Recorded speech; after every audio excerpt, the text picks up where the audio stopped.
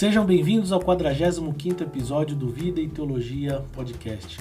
Chegamos ao episódio de número 45 e aqui o compromisso é de tornar a teologia acessível e prática para todos, com o objetivo de abençoar e encorajar cada um a servir a Cristo com alegria e propósito, sempre por meio de uma teologia simples e intencional para que nós possamos aplicá-la em nossas vidas cotidianas e glorificar a Deus em tudo aquilo que nós fazemos. O episódio de hoje é o primeiro do ano e preste atenção porque o tema vai ser muito importante para a sua vida.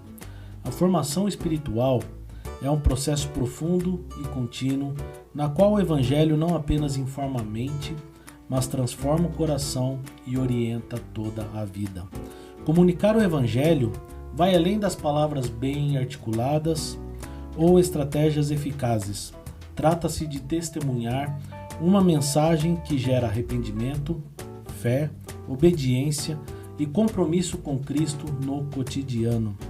Formar discípulos é caminhar com pessoas, ajudando-as a integrar na fé e na vida, doutrina e prática, espiritualidade e missão, para que possamos seguir a Jesus e viver de maneira madura, coerente e frutífera no mundo em que vivemos. Mas afinal, como comunicar o Evangelho de forma fiel? Ao mesmo tempo, formar discípulos que vivam uma fé profunda, coerente e transformadora no mundo em que nós estamos.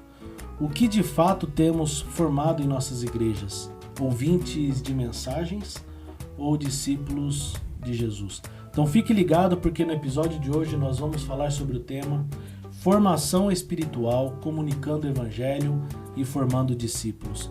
Para essa conversa eu recebo à mesa o Washington Júnior, um querido irmão, pastor da igreja Red de Indaiatuba, e vai ser uma conversa sobre como formar pessoas espiritualmente maduras que vivam o Evangelho em todas as áreas da vida. Então, Washington, seja bem-vindo a esse episódio. Quero dizer que é uma alegria poder receber você aqui.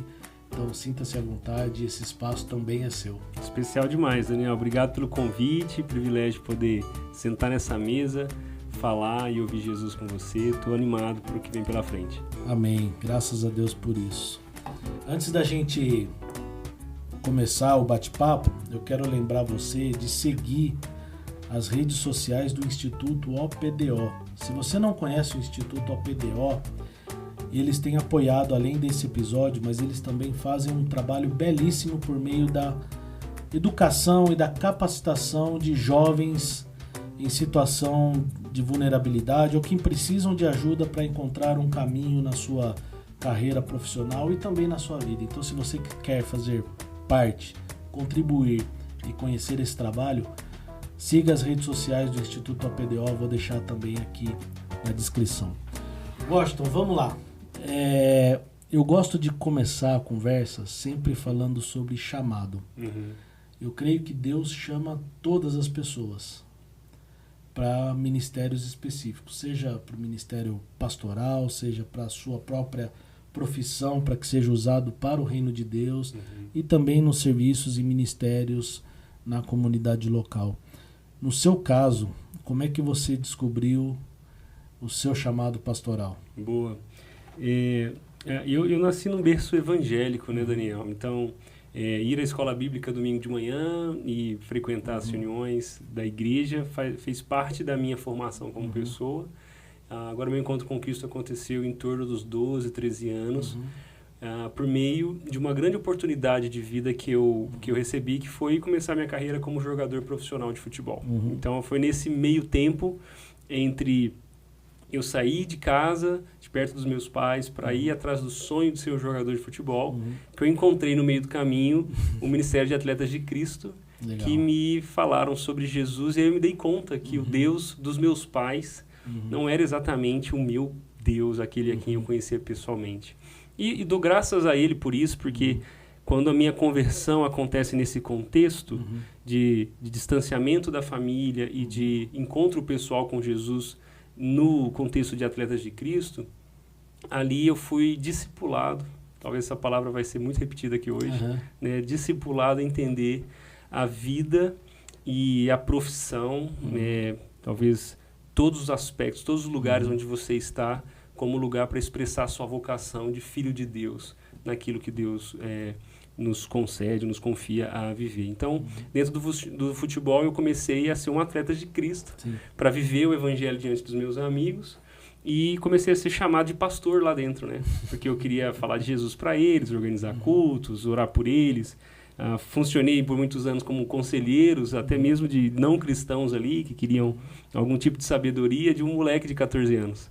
Então, isso, o que primeiro era uma piada, até uma chacota, começou a ser recebido, né? Eu comecei a receber isso como, talvez, o sopro de Deus para uma maneira de expressar a minha vocação no mundo. E aí, mais avançado já na idade, perto ali dos 22 anos, eu tenho um momento importante na minha vida onde eu entendo que chegar o momento de servir a Deus, não mais por meio da profissão jogador de futebol, mas por meio, talvez, do exercício pastoral numa igreja local. Não porque Deus disse, não porque um anjo apareceu de noite e disse, você foi chamado para ser pastor, mas porque eu entendi que nas minhas circunstâncias, oportunidades, história de vida, fazia sentido servir a Deus daquele jeito. Então, minha formação e vocação pastoral tem muito a ver com a minha própria formação espiritual nos primeiros anos ali da vida. Legal. Você estava jogando em São Paulo? Eu sou mineiro, Daniel. Vai dar para ver. Vai dar para ver aí que eu sou mineiro.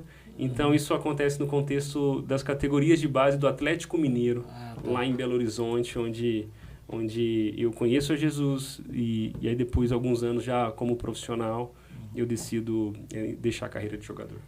Legal. Eu imagino que o pessoal deve ter assustado quando você virou e falou assim, vou parar de jogar e vou ser um pastor, né? Eu diria assim que é curiosa a sua percepção, porque os mais distantes de mim, da minha história, se assustaram, porque afinal de contas, né, alguém que talvez chegou tão longe numa carreira tão difícil, por que abandonou? Né? Mas os de perto, isso eu até entendo como uma confirmação da vontade de Deus.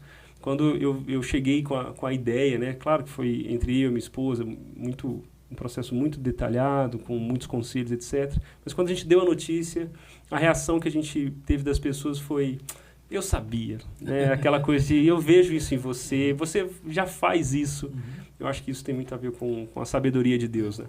É legal você falar isso porque se você estava lá no Atlético Mineiro, provavelmente, acho que você vai concordar comigo, você chegou num lugar que talvez 1%, 2% dos jogadores de futebol alcançam, que é a elite.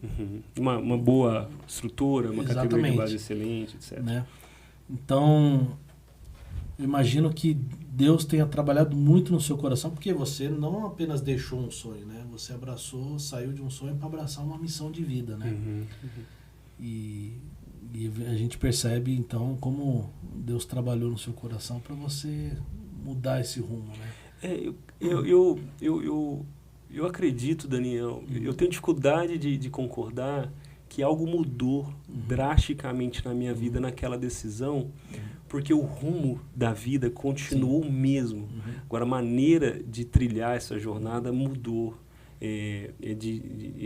do futebol para o ministério. Então, eu acho que isso tem muito a ver com o ministério pastoral. Eu tenho dificuldade de ver candidatos ao ministério pastoral que, do nada, dizem, eu quero ser missionário, eu quero ser pastor. E aí você olha para a história de vida, para a história de envolvimento ministerial e não acha esse rastro. Então, parece que isso tem mais a ver com alguma emoção desequilibrada, com algum romantismo quanto ao ministério pastoral, do que, de fato, um momento oportuno e de Deus para que essa expressão da vocação se dê no ministério pastoral. Legal. Essa decisão surgiu quando exatamente? Faz quantos anos? Bom, hoje eu tenho 34 anos. Surgiu, vou fazer 34 anos daqui a alguns dias, e foi aos 22 anos. Então, 22 anos. Tem aí 12 anos, 12 anos, mais ou menos. Legal. E nesse tempo você sempre esteve na Red ou como é que a Red entrou no circuito? Peraí, deixa eu fazer as contas direito, que alguém vai me corrigir se eu estiver errado aqui, tá bom? Mas eu deixo o futebol com 22 para 23 anos, aquele inteirinho ali, né? Hoje eu tenho 34, então vai dar aí uns 10, 11 anos. Isso tudo está acontecendo em Minas Gerais, lá em Divinópolis, que é a minha cidade local, onde eu começo e termino a minha carreira. Um ano depois, nós viemos para São Paulo para estudar no Palavra da Vida. Eu e minha esposa nos formamos ali. E ao longo do curso, na metade do curso, eu conheci o Thiago Matos, que naquele tempo estava à procura de expandir a equipe pastoral da Igreja Red e sirvo lá como seminarista por 2 anos. Então, eu estou na Red desde 2017, aqui em Dayatuba, e 2018, efetivamente, como pastor do que a gente chamou a partir daquele inteirinho ali de formação espiritual. Então, hoje, eu já estou na Red aí há 6 anos, né? Vai dar 7 anos na Red, 7 anos na Red. E como pastor da formação espiritual desde 2019. Legal.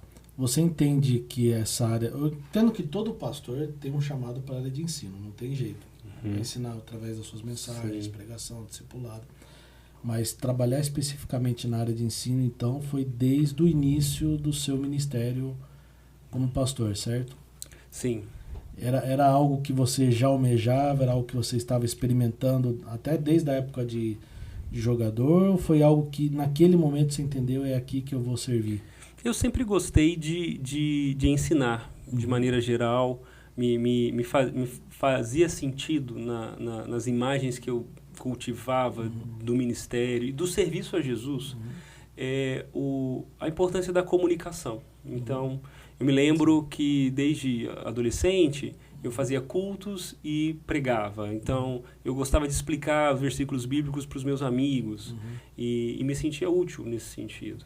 Quando eu chego na Red, o primeiro ministério que eu tenho a oportunidade de organizar é o que hoje a gente ainda chama de Red College, que é o braço de ensino formal da nossa comunidade.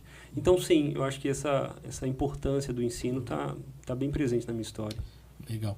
E como responsável pela formação espiritual da comunidade local, qual que tem sido o trabalho? Você mencionou o Red College, mas imagino que ele é apenas um braço daquilo que você tem feito, né? O que envolve exatamente essa área dentro da igreja? Boa. Nós fizemos questão de chamar essa área de formação espiritual porque nós não acreditamos que o ensino ele merece ganhar uma sala ou uma cadeira dentro de um ecossistema que é uma comunidade local. O ensino é o que a igreja faz. E só que a igreja não faz só ensinar. Então, nós demos um passo atrás e fundamos ou denominamos a área de formação espiritual para ser uma espécie de engrenagem dentro da nossa cultura que dita os paradigmas e desenvolve os temas de cuidado, capacitação e conteúdo. Então, hoje, a formação espiritual da Red tem essas 3 palavras como norteadoras da sua função, mas ela se expressa especificamente no nosso, vamos chamar assim, nosso organograma, em alguns ministérios específicos. E esses ministérios são o de pequenos grupos, o Red College, que é o nosso braço de formação formal, de capacitação formal, o Ministério de Aconselhamento, que também está organizado dentro da nossa igreja, e o de integração, que faz esse suporte pastoral para essa porta de entrada das pessoas que estão chegando na nossa igreja. Então, formação espiritual em termos organizacionais na Red é isso. Em termos funcionais, de alguma forma está relacionado com tudo que tem a ver com cuidado, capacitação e conteúdo. Legal. Agora, imagina uma coisa ali. Quantos membros hoje tem a Red? Essa é uma conta bem complexa de fazer, porque as pessoas não param de chegar e não há sistema que consiga suprir estatisticamente isso. Mas hoje nós reunimos em torno de 5.000 pessoas aos domingos, são frequentadores. Sim. Então eu acredito que o alcance em termos de membresia da nossa igreja está na casa dos 4.000, 3.500, 4.000 pessoas. Legal. Eu sempre fui de igreja média para pequena. Okay. Não tenho experiência de ser membro e estar numa igreja grande. Mas eu imagino uma coisa, à medida que a igreja cresce e fica grande, aumenta-se os recursos que ela tem disponível em mãos. Entretanto, há alguns desafios também que desafia essa estrutura, né? O cuidado, o alcance dos membros, a comunicação e até a gestão de todo esse processo. Como é que tem sido para vocês, na prática, então, o desafio de alcançar e cuidar, vamos dizer assim, da maior parte dos membros por meio dos processos de ensino, discipulado? Quais são os recursos que você tem colocado em mãos, nas mãos da comunidade, para que você consiga colocar 4.000 pessoas sendo ensinadas, formadas, discipuladas? Legal. É realmente muito desafiador, né? Eu tenho dito e brincado por aí que eu entendo melhor o sentimento dos discípulos quando pediu a Jesus que despedisse a multidão porque não tinha pão para todo mundo. Isso. Eu sei o que é aquilo, né? Tipo, Senhor, por favor, para. Então, talvez eu possa dizer que tem sido maravilhoso ver a provisão de Deus no cuidado do seu povo. Tem sido também uma experiência de depender de Deus, porque apesar dos limites e das imperfeições das nossas soluções ministeriais, Deus continua cuidando do seu povo. Jesus ainda é o maior interessado no crescimento espiritual de cada uma daquelas pessoas que Ele tem confiado a nós, né?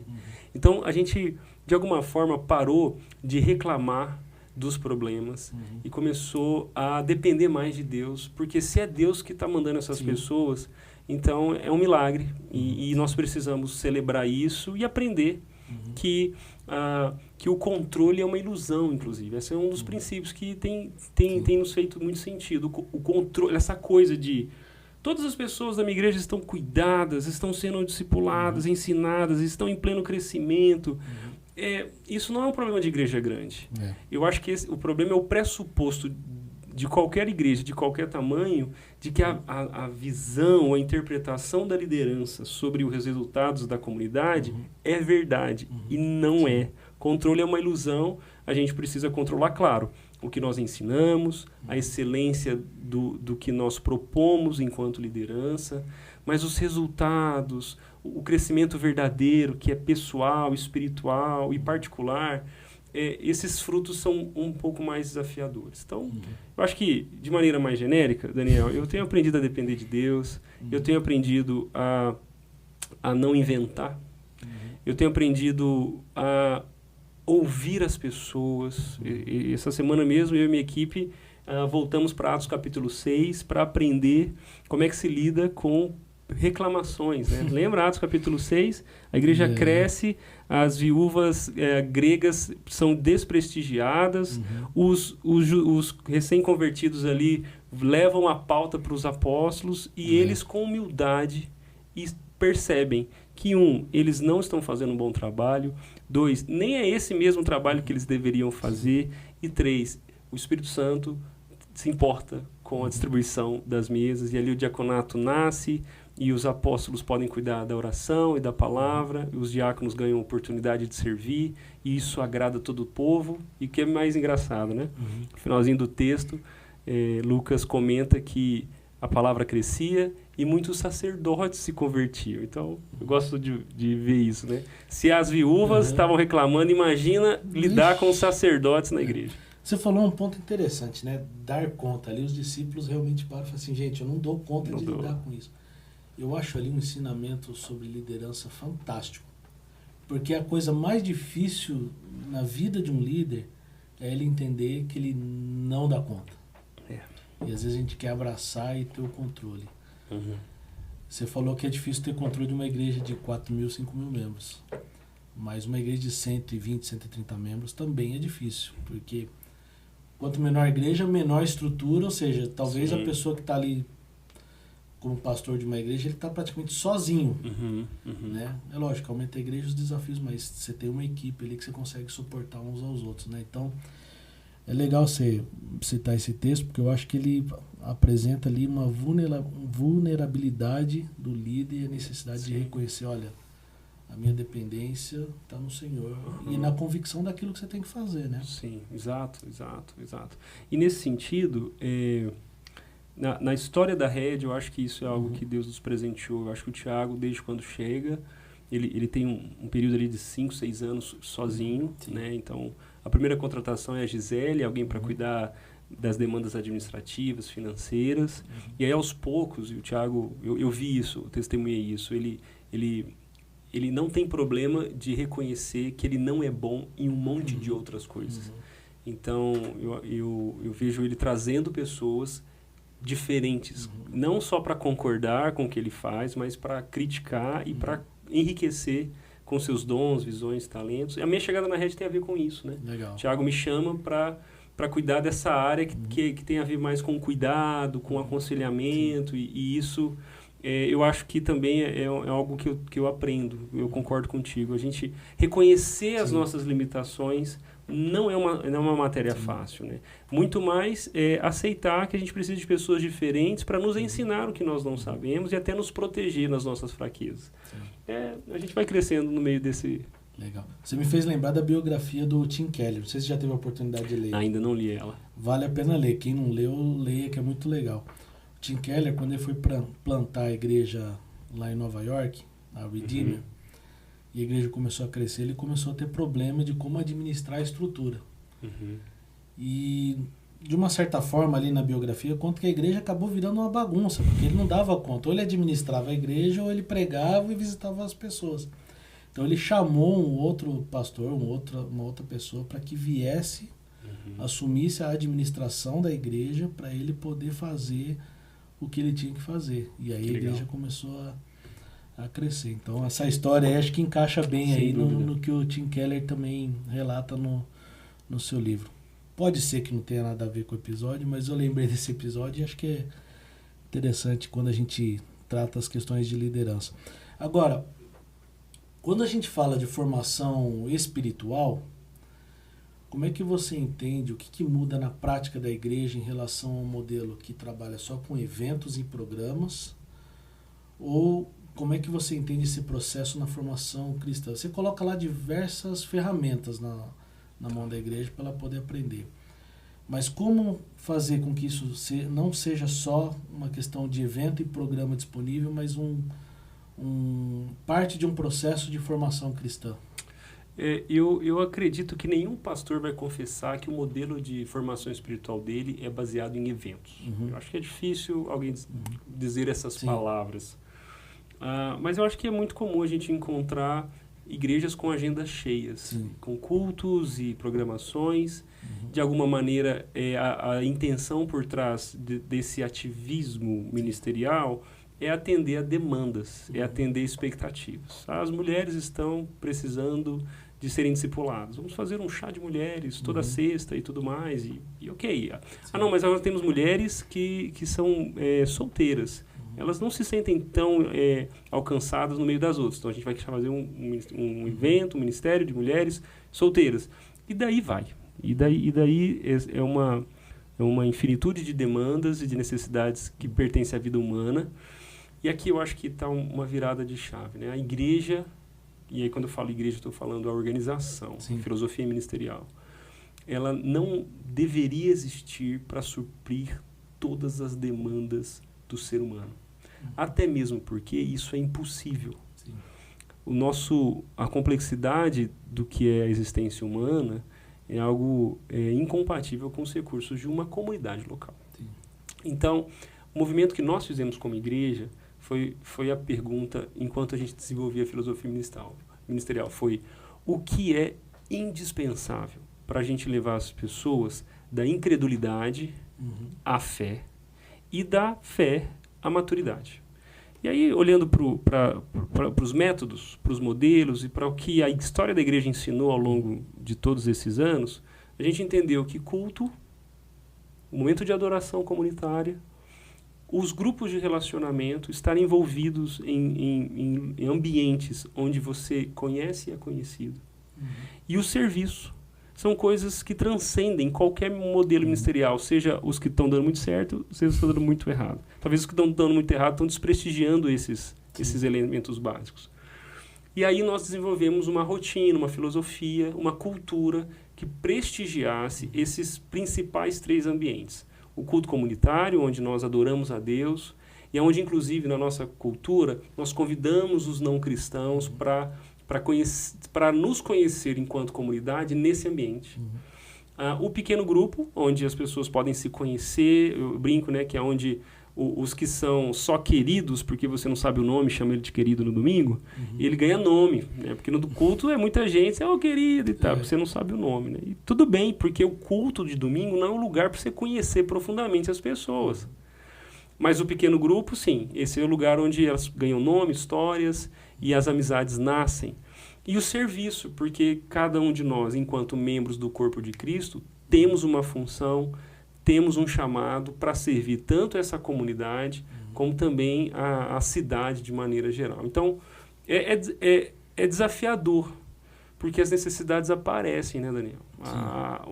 As pessoas chegam com expectativas, mas não tem o culto de mulheres, mas não tem a semana teológica, a gente podia fazer o acampamento. A gente poderia. Daria certo? Sim. Mas numa maratona de formação espiritual que nós vivemos, um crescimento que é ao longo dos anos das relações, nós precisamos mais de profundidade do que de abrangência, né? Mais de relacionamentos do que de eventos. Então, quando a gente escolhe fazer algum evento pontual, ele só acontece se de alguma forma ele retroalimentar essa cultura de culto, pequeno grupo de serviço. Você está falando aí que a gente não consegue atender todas as necessidades da igreja. Vamos criar um culto de mulheres, vamos criar... A minha percepção é que muitas pessoas, quando tentam atender todas as necessidades, ela acaba inchando essa estrutura.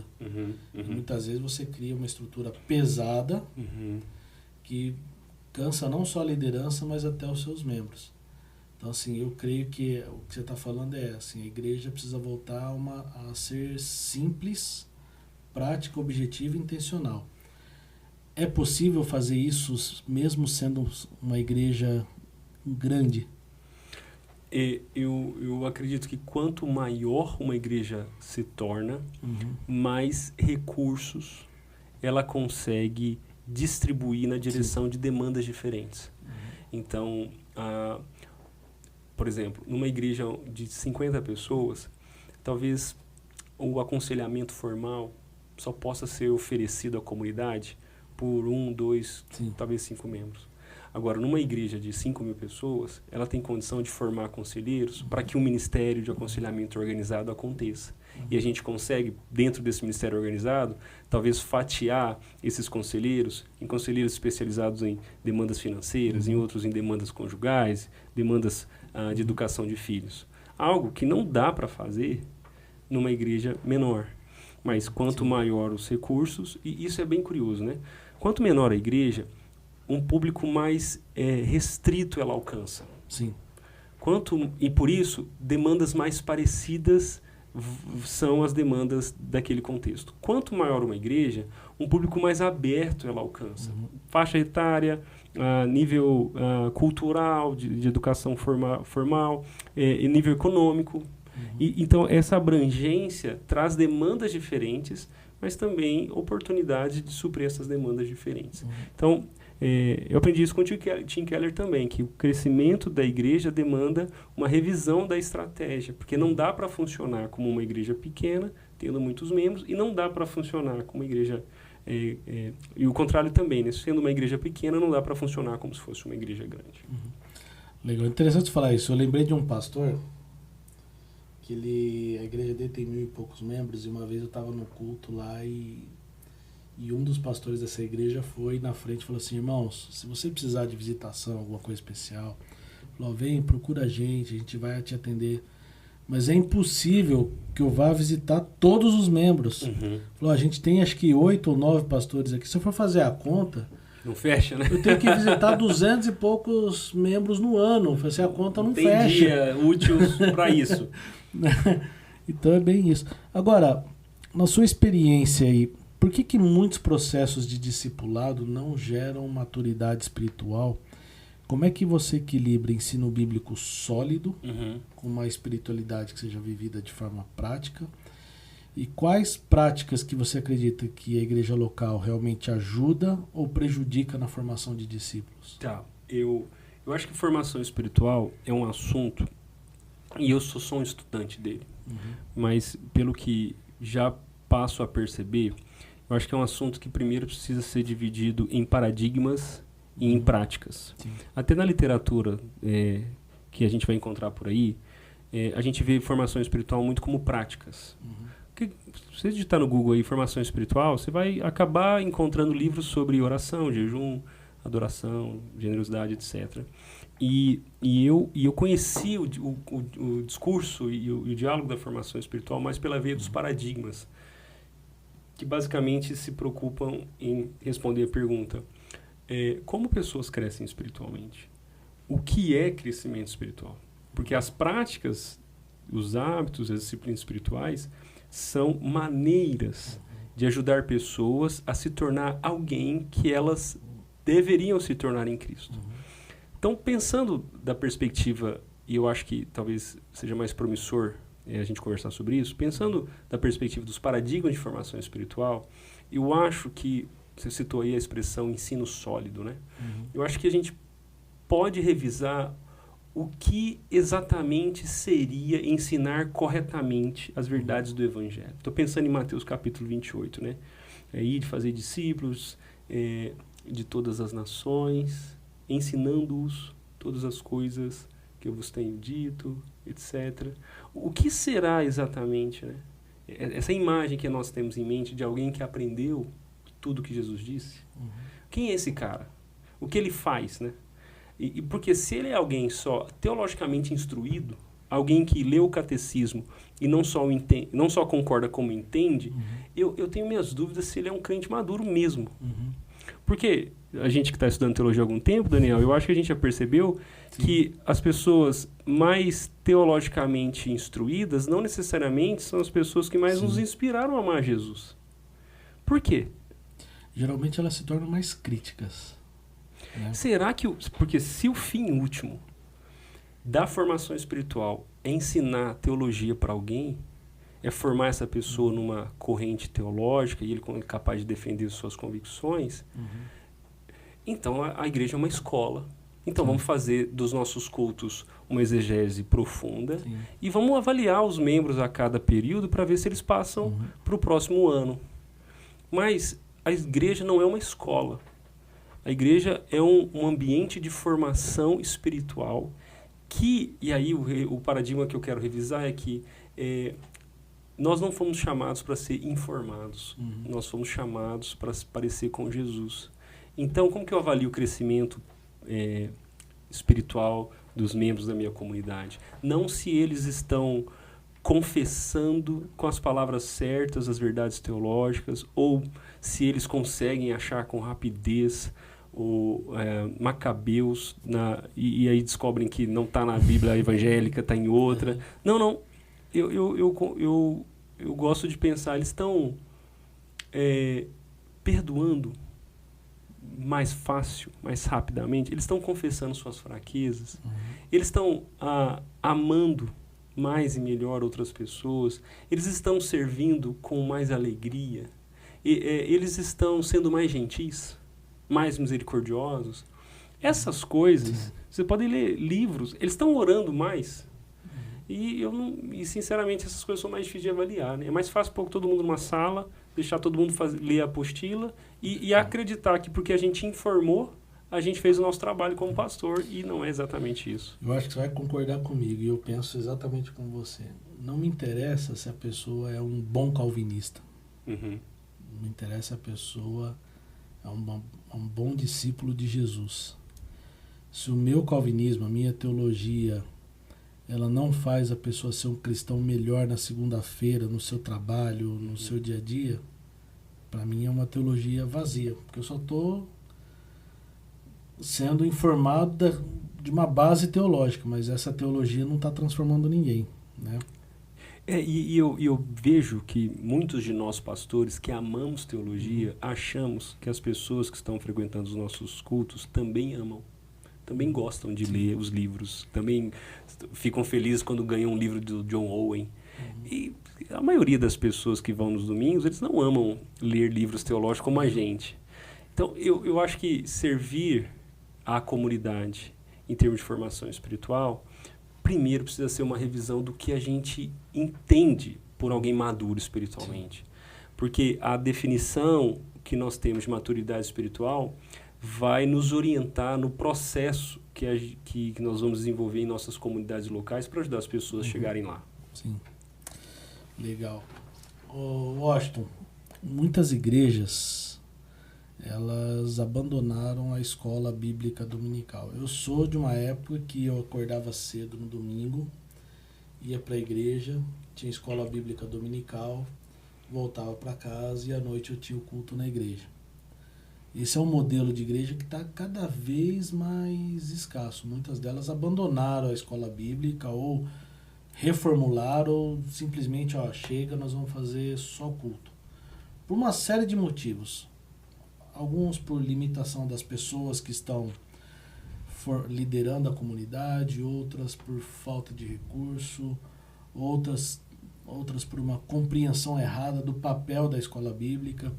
Eu já ouvi, infelizmente, líder de igreja dizer que escola bíblica dominical só engorda o crente. Infelizmente. Mas eu creio que a escola bíblica dominical não é o único método. Existem outros métodos que você pode ensinar à igreja. Como é que você percebe o impacto disso na formação espiritual dos cristãos na vida da igreja? Nós estamos numa geração que a gente tem informação em abundância. Teológica, bíblica, pregação para todos os estilos. Informação, aquilo que você estudava no seminário há 10 anos, hoje o cara encontra na internet, às vezes melhor do que o seu professor de seminário, mas também encontra coisas ruins para dar nos montes. Mas na sua visão, quais caminhos podem ajudar a recuperar a visão e a paixão da igreja no ensino bíblico intencional? Legal. Eu aprendi, Daniel, que como igreja, como líder, a gente está falando de liderança, né? Esse papo é só sobre liderança até aqui. Eu acho que o líder precisa casar com a missão e namorar a estratégia.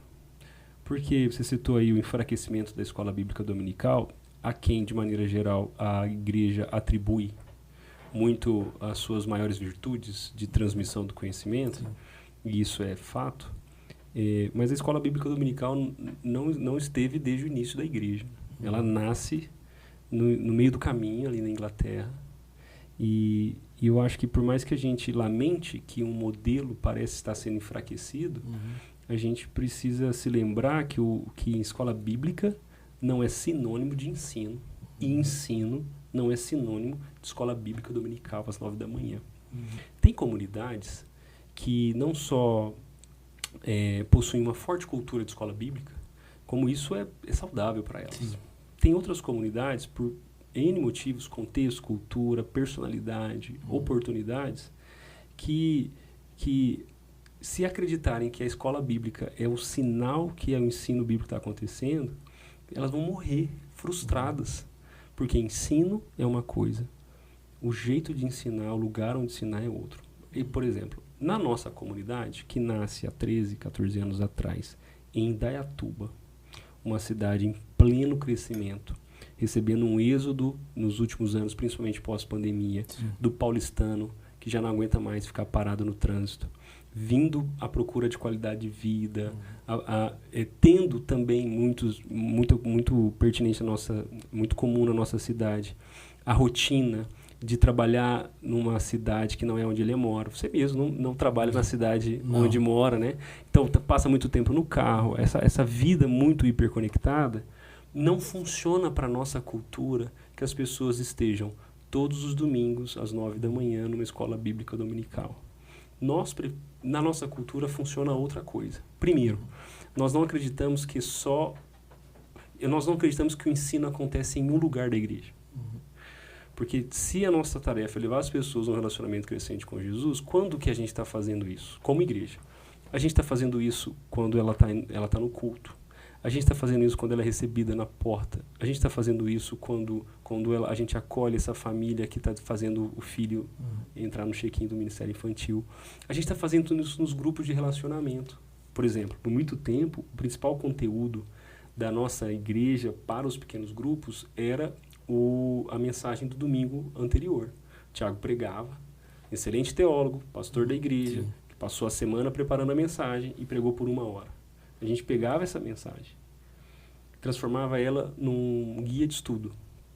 E ali na terça, na quarta, os grupos poderiam não só conversarem sobre o que ouviram, mas se ajudarem mutuamente a colocar em prática o conteúdo que foi dito. Isso é ensino? É claro que isso é ensino. Então o Tiago pregava, por exemplo, sobre perdoar e trazia a mais profunda verdade dessa virtude de chamado cristão, e na quarta-feira os grupos discutiam sobre qual o seu maior desafio de perdoar na sua vida hoje. E isso, eu acho que conecta a teoria com a prática. Então, entre teoria e prática, precisa ter pessoas. E o ensino acontece nas relações que precisam de tempo, que precisam de segurança, que precisam de verdade para acontecer. Então, eu não lamento necessariamente o enfraquecimento da escola bíblica dominical. Eu lamento, na verdade, talvez, a ilusão de que um programa ou um método resume ou protege o ensino em qualquer uma comunidade local. Então, eu acho que a gente precisa aprender a ensinar melhor. Aprender a ensinar na era digital, aprender a ensinar pessoas que não têm tempo para, de novo estarem no mesmo lugar a todas as semanas, porque o chamado continua o mesmo. Você acha que se tornou pesado hoje para as pessoas sustentar, por exemplo, uma ida 2, 3 vezes na igreja para isso? Eu só posso falar por 2 contextos. O meu, de Indaiatuba, cidade interior, região aqui de Campinas, e posso falar pelo meu outro lá em Divinópolis. Lá em Divinópolis, talvez funcione, que é uma cidade do interior de Minas Gerais, ainda com tons rurais. Então talvez dá, porque ela vai gastar 5, talvez vai a pé para a igreja, vai gastar 10 minutos para chegar em casa, dá tempo de fazer o almoço depois que voltar do culto de manhã no domingo. Indaiatuba não funciona para todo mundo, mas tem igrejas e regiões em Indaiatuba que talvez funcione. Então eu tenho dado um passo atrás, Daniel, em afirmações muito categóricas. Porque eu acredito que a igreja é um negócio muito grande para mim fazer sentenças muito categóricas. Então, eu acho que o chamado do pastor é ajudar a igreja a aprender sobre Jesus, e aprender não significa decorar versículos bíblicos ou entender verdades teológicas, eu diria assim, né? E a gente faz isso na igreja, né? Formação espiritual, crescimento espiritual não é saber mais, nem fazer mais. É amar a Deus mais e melhor. Eu acho que esse é o crivo para o ensino. Legal. Eu imagino que o contexto de Indaiatuba seja um pouco semelhante ao de Campinas. Dependendo da igreja que o pessoal frequentar aqui, ela se desloca 40 minutos. Sim. Nós temos membros que vêm de Sorocaba para Indaiatuba, por exemplo. E tem igrejas aqui, por exemplo, que o cara vem de Valinhos, Vinhedo, Indaiatuba, Sumaré, Hortolândia, entendeu? Vem de fora. Então, assim, às vezes a pessoa se desloca mais, até demora 1 hora para chegar até a igreja. Então se torna, a pessoa vem de manhã, volta 1 hora para casa, vem à noite, né? Se torna pesado. Eu acho que cada comunidade ela também tem que se adaptar ao contexto que ela vive, né? Sem dúvida. Agora, você está falando aí que todo o cronograma de uma igreja, todo o método que ela absorve, culto, ensino, pequenos grupos, nas relações, desde a hora que a pessoa chega na igreja, tudo isso é discipulado. Né? Se a gente serve para, né? O discipulado ela vai desde o ensino bíblico formal, a pregação no culto, e até nos pequenos grupos, e até na vida entre os irmãos que durante a semana às vezes se encontram, se conversam, se falam, né? Olhando um pouquinho para o método, e você até citou a grande comissão alguns minutos atrás, você enxerga o ensino e discipulado como algo inseparável? E como é que a grande comissão então nos chama não apenas a evangelizar, mas a ensinar também e formar pessoas integralmente? Não, eu acho que... Eu tenho até uma dificuldade, Daniel, eu entendo, mas eu acho que palavras importam. E na formação de discípulos maduros, talvez é mais importante pensarmos em cultura do que em métodos, né? Então, sim, eu acho que é inseparável o ensino de discipulado, porque uma comunidade local é um ambiente formativo. E isso acontece por meio de tudo que nós acreditamos, as decisões que tomamos baseado no que acreditamos, as imagens que temos do que é certo, errado, bom e ruim. Então, eu acho que é inseparável. A informação tem o seu lugar, o lugar formal onde ela é transmitida é importante. Na nossa história como igreja, por exemplo, a primeira grande fase, e o que é curioso, né? Deixa eu, talvez, consolar alguns dos pastores que estão nos ouvindo, talvez até inquietos com a conversa. Quanto tempo uma comunidade precisa para ser uma igreja madura e saudável? Quanto tempo uma cultura de uma comunidade local precisa para encontrar a sua personalidade, vocação? Essa pergunta ela é retórica, porque a única resposta óbvia é algum tempo. Então, nesse sentido, a Rede começa, nos seus primeiros anos, dando muita ênfase a fazer um culto que preste, sabe? Um culto legal, onde a palavra seja pregada, onde as pessoas possam ouvir com clareza. E, tem pequenos grupos na Rede? Naquela época, bem mais ou menos, bem fraco o nosso programa. Nossa, mas não tem uma escola bíblica, vocês não estão ensinando a gente quer ensinar. Mas agora, aquele momento, o culto era prioridade. E depois que o culto fica organizado e funciona bem, aí a gente consegue dar mais atenção e criar uma cultura de pequenos grupos, onde os relacionamentos podem ser construídos e tudo mais. E aí o voluntariado vem junto, como expressão de serviço. E aí a gente percebe que culto e pequeno grupo são ambientes muito importantes para o discipulado, mas que estava faltando um pé, estava faltando um lugar que era do ensino formal. Sim. E aí, anos depois, eu acho que com 8 anos de igreja, a gente começa a organizar o Red College. Para capacitar membros e voluntários, dando a eles mais consciência teológica, bíblica, ministerial, para cuidar uns dos outros, né? Então, por que eu estou dando essa ênfase? Né? Porque talvez a nossa ansiedade de modelos prontos faz com que a gente separe as coisas. Tem ensino? Se não tem ministério organizado, não tem ensino. Mas é no culto. Tem relacionamentos? Tem. Mas não tem pequeno grupo? Não, é porque a gente ainda só faz uma cantina dar certo no final do culto e as pessoas podem se conhecerem. Ótimo, então tem relacionamentos. E à medida que as oportunidades e recursos chegarem, as coisas possam se organizar e mais pessoas podem ser alcançadas. Legal. Quando a pessoa chega lá na Rede, como é que ela pode avaliar se a igreja está realmente formando discípulos? Eu acredito... Você pergunta da perspectiva de quem chega ou da nossa proposta de crescimento espiritual? A gente pode fazer dos dois lados. Primeiro, na perspectiva de quem chega e na perspectiva depois sua como liderança. Como é que você enxerga? Na perspectiva de quem chega, crescimento espiritual pode significar qualquer coisa. Né? Tem alguns que vão chegar e vão achar que crescimento espiritual é um culto forte, onde ela sai emocionada. Eu não sei se a gente vai oferecer isso para essa pessoa. Da perspectiva de quem chega, talvez esse crescimento espiritual significa uma palavra bíblica. Então, eu acho que isso ela vai encontrar. Nós vamos pregar a palavra com clareza, e isso significa que ela vai encontrar o consolo e o confronto que o Evangelho oferece para o ser humano. Então, pensando, eu me lembro de amigos que vieram visitar a igreja e saíram impactados porque ouviram sobre Jesus. Eu me lembro de uma pessoa que disse: Washington, eu estava cansado da igreja onde eu estava, porque pregava sobre tudo, menos sobre Jesus. E aí eu saí procurando na cidade alguma igreja que me falasse sobre Jesus. E ela chegou na Rede, e no momento de boas-vindas ali, que acontece bem no meio do louvor, a gente falou sobre Jesus, e ela falou: era tudo que eu precisava, só ouvir sobre Jesus. Né? Então eu acho que, da perspectiva de quem chega, talvez essa vertigem que a igreja evangélica brasileira está vivendo, com tantas ramificações, talvez as pessoas vão começar a procurar um lugar verdadeiro, autêntico, bíblico. Vão abrir mão de algumas preferências e vão dizer, pelo menos aqui eles pregam a Bíblia.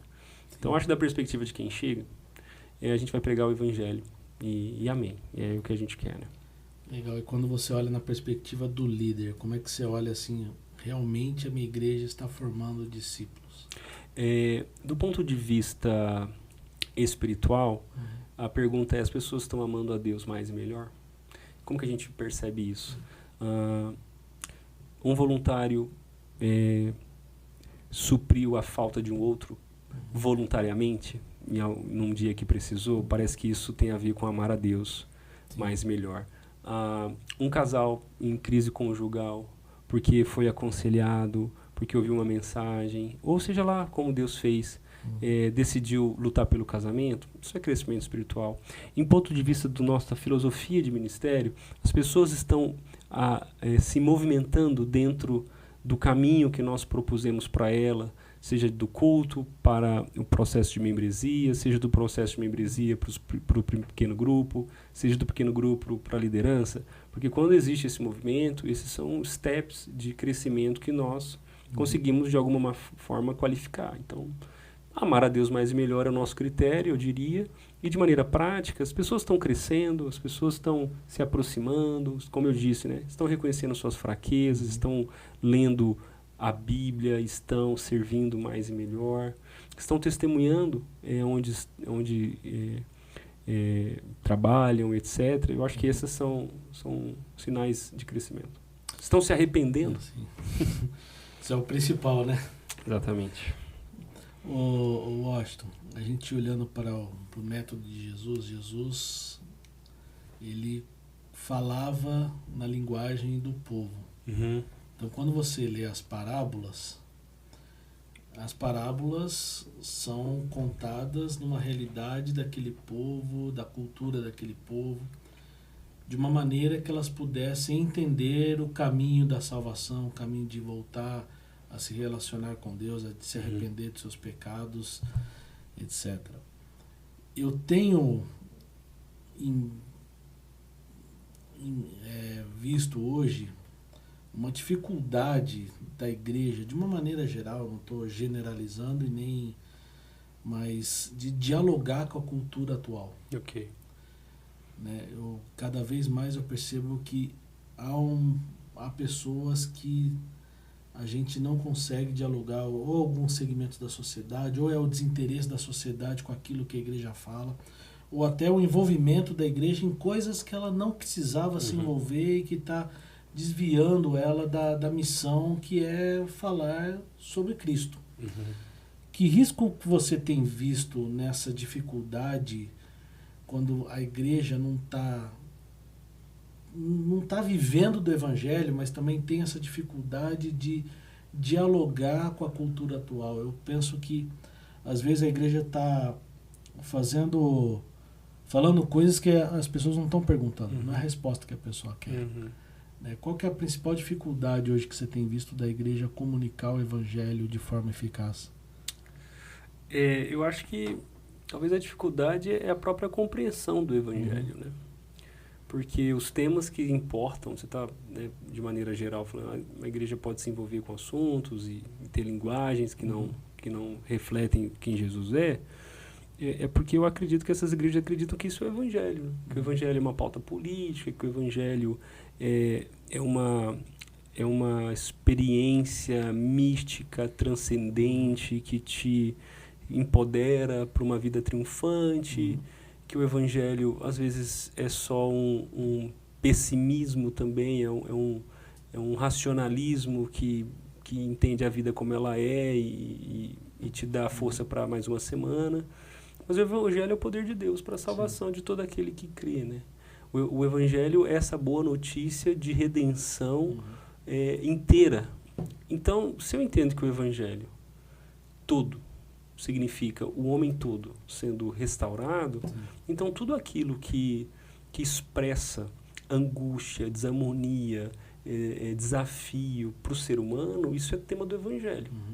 Então, no ano de política como o nosso, o evangelho tem respostas para consolar corações angustiados, para proteger corações idólatras das suas idolatrias. Então o Evangelho fala do que o povo precisa ouvir. Sim.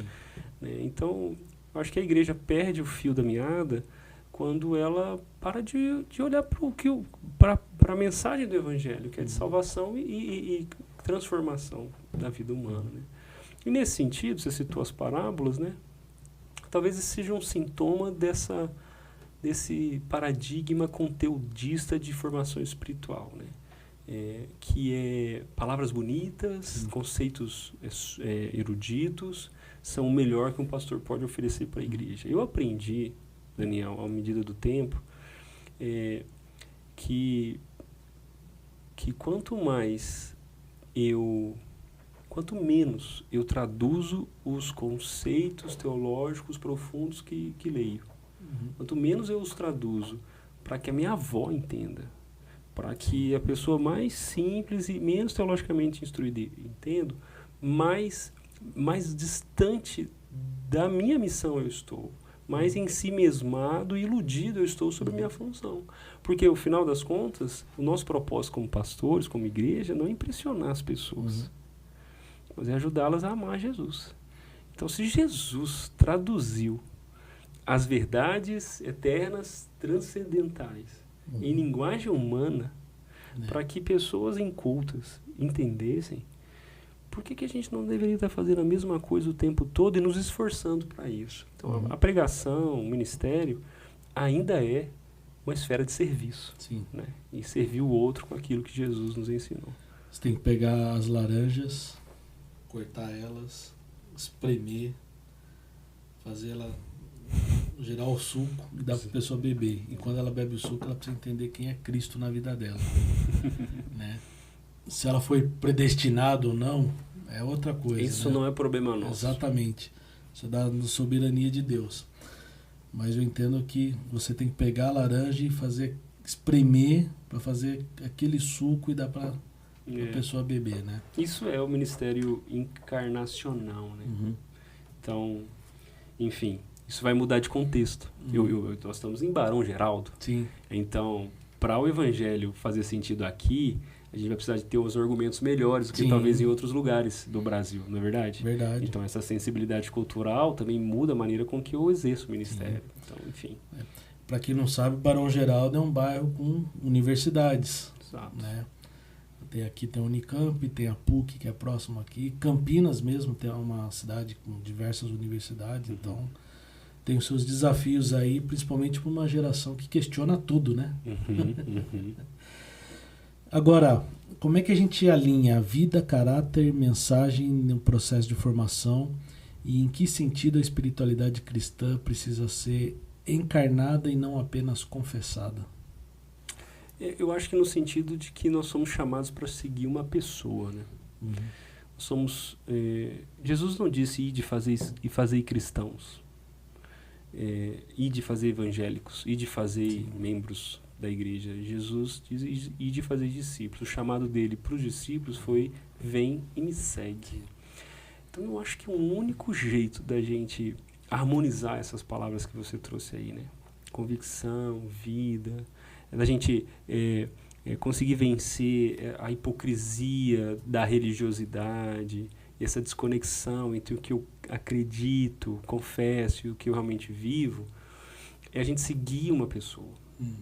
É a gente entender a vida cristã como algo que tem a ver com uma pessoa, que é a pessoa de Cristo em nós. E isso é muito especial, porque eu acho, Daniel, que a gente está criticando muito essa coisa do conteudismo aqui, né, da informação por ela mesma. Talvez um dos problemas de entender a vida cristã como uma questão doutrinária, ou de alguma maneira acreditar que quanto mais escolarizado na fé eu for, mais de Cristo eu terei. Sim.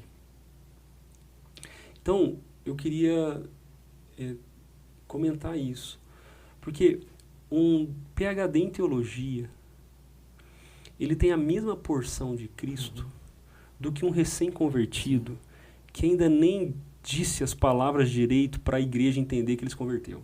Por quê? Se nós cremos que quando alguém se arrepende dos seus pecados em crer em Jesus, esse alguém nasceu de novo, sim, e que a presença do Espírito Santo está na vida desse homem, dessa mulher, então o Cristo vive dentro dele, tanto quanto um crente experiente, teologicamente erudito. Qual que é a diferença entre esses dois caras? Talvez a diferença é só o tempo e as oportunidades que cada um teve de interagir com essa realidade que já é nos dois. Então, quando a gente chama de vida cristã a escolaridade cristã, ou a experiência ministerial, ou seja lá o que for, nós estamos dizendo que esse que é mais instruído é mais crente e tem mais Cristo do que o outro. E isso é um paradigma de formação espiritual. E eu gosto de exemplificar isso numa experiência que eu tive lá na rede. Uma vez, uma pessoa erudita, professor de escola bíblica dominical, chegou na nossa comunidade e nós encaminhamos ela para o nosso pequeno grupo lá que chama Repense.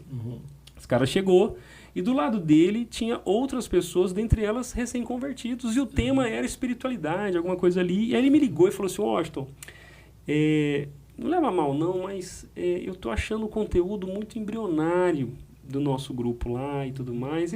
Aí fala do currículo dele.